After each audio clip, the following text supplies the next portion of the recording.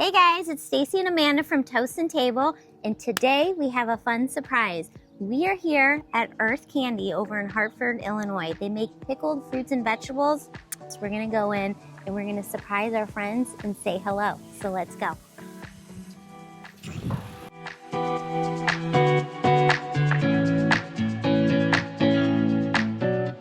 Tell me a little bit about Earthy Candy first off. So everything we do is with fresh produce. Today we're working with oranges. They are California navel oranges. They smell amazing. Thank you. We use those because they're seedless, and we put the whole orange into our product. So we clean them, we cut them into the perfect size, and then we cook them for a really long time in a really complicated process. It's a secret, or I can't tell everybody.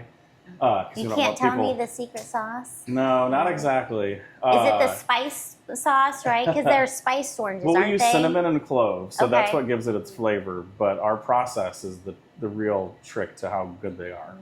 So then what do you do with the product? So it depends on what you're looking at. Okay. For our oranges, we love to use those for breakfasts. So like French toast, pancakes, oatmeal, things like that. And if you want to come take a look, here is the first step in our process. But after that, you get no more secrets. Okay. We are cooking these oranges, and normally an orange is super bitter if you eat the rind, right? Okay. We cook it down super far without totally overcooking the orange to get rid of all the unpleasantness. And then we add all the good flavors in. So that's why you can eat the whole orange from Earthy Candy, but I wouldn't advise eating an orange rind that wasn't made by us. Yeah, I was going to say, because generally the pith is like pretty... It's pretty bitter, yeah. It's pretty bitter, yeah. We do like that bitterness in some of the things that we make with these. They're probably the most popular because we make old fashions and Manhattans with them. Ooh, And when you muddle that in, the rind expresses some of those bitterness and that's what replaces the bitters in an old fashioned. And then we sweeten our brine with pure cane sugar. So that works as your simple syrup. So really, for an old fashioned, the Earthy Candy way, all you need is a jar of oranges, a glass, some bourbon, and ice. Nice. Nice and simple. Absolutely. I love that. So tell me where the name Earthy Candy came from. Well, one of our other super popular products are pickled beets. They're a classic. I don't know. Pickled beets? Absolutely. People like pickled beets. People love pickled beets. Really? People hate pickled beets, and then there are a lot of people out there that have no idea about them because they either haven't been offered one to try or they're just scary. But we love to get kids to try them at markets, and like 7 or 8 out of every 10 kids actually like pickled beets. Really? And they're just eating them out of the jar? Yeah, they'll just eat them straight out of the jar. What else can you do with them? I do a lot of salads with them. Some people use them to make borscht. You have to like what? Borscht. What is borscht? It's a European, it's a cold beet soup. It's not for everybody. You definitely have to like beets to like borscht. Lauren, have you had the cold beet Russian soup? I have not had borscht. Okay. As a new beet lover, maybe not. Take a little coercion. Okay. These our beets are the beets. I hated beets my whole life, and our beets are the beets that made me stop hating beets. Wow. Okay. You need to make him some Russian soup, I guess. Yeah, Try right. it out. I'll try it. Try it out. Just don't pour me a whole bowl. Yeah.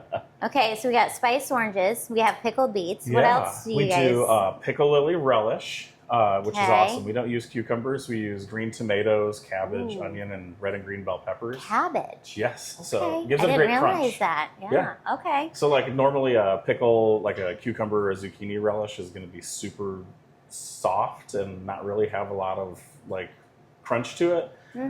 Using cabbage really helps make the relish more crisp and not so slimy and weird and green. Yeah. But we do pickled grape tomatoes, candied jalapenos, preserved lemons.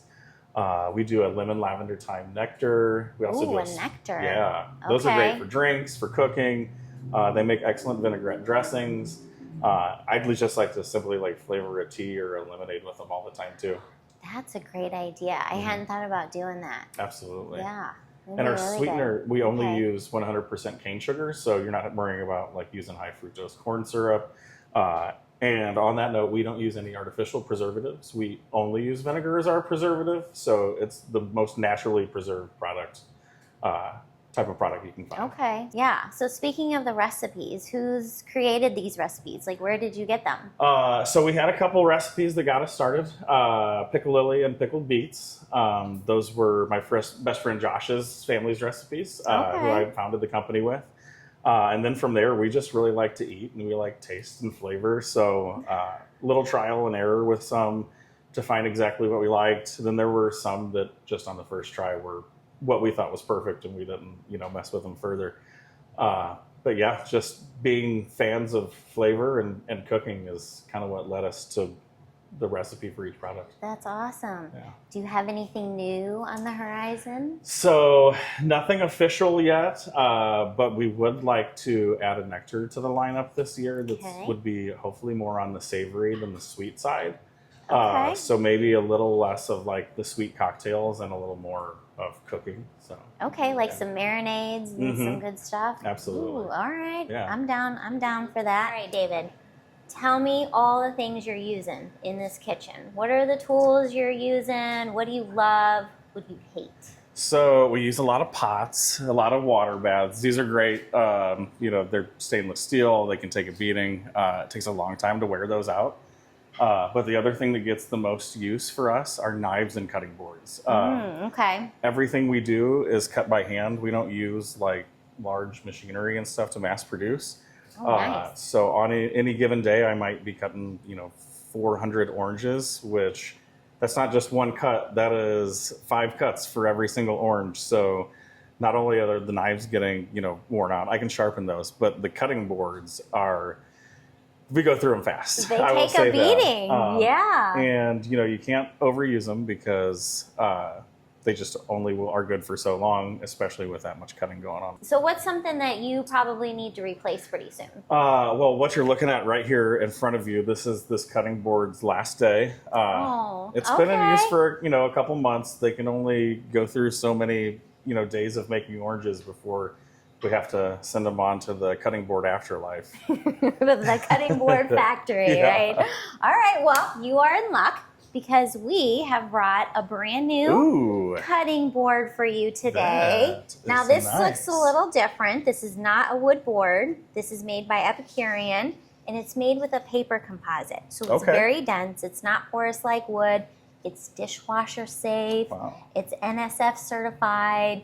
It's got feet on here. So that means you can flip it to a nice bigger surface. I love that. Or you've got the nice juice groove on this side as well. That's really cool. This thing is going to last you quite a while. And the nice thing is it's really gentle on your knives. So your knives are going to love this board. I love that. Yeah, as well as your hands. It'll probably feel real nice too. Let's see. So you can have that. That's amazing. I want to give it a test drive. This isn't washed, so this is an unofficial orange cut here. This will be I'll share with you guys. Okay. I'll eat the orange. That Look at your has nice a nice skills there. Sound to it too. I like that. Yeah. Satisfying click.